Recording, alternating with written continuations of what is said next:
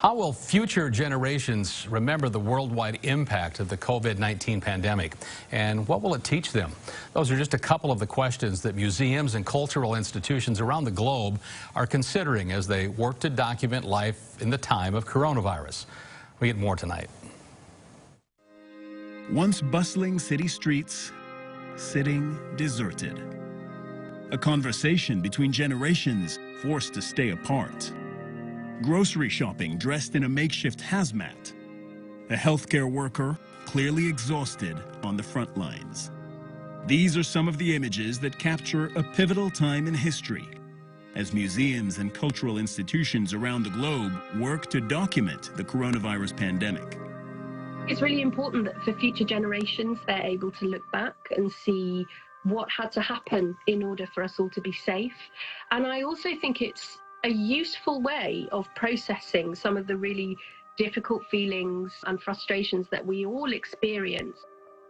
In late April, historic England asked people for photos of life on lockdown in their first call for public submissions since World War II. In 1 week, they received nearly 3,000 entries from around the country, illustrating a diverse collective experience. Elsewhere, curators focus not only on visual display, but physical objects iconic of an unprecedented time. Certainly a recurring object is face masks. They have become the most powerful visual symbol of the crisis.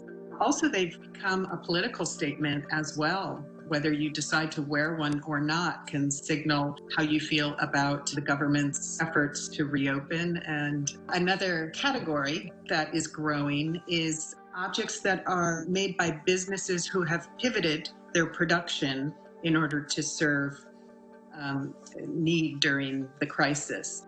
The New York Historical Society launched their coronavirus collection in March, starting with a single bottle of hand sanitizer. Their focus is physical artifacts of the pandemic, evidence defining a painful time that may become instructive in the future. Look at how we are going back to the flu pandemic of 1918 for lessons learned from that experience. We look at the public health measures that were taken and the government interventions that were taken or not taken for guidance on what might be the right thing to do now. Signage offering gloves to those who can't afford it. A playground cordoned off to keep children from gathering. Computer screens used to socialize in the age of social distancing. These are the items and images that will tell the story of our unprecedented time, shaping how the world remembers the coronavirus pandemic. Cyril Vanier, CNN.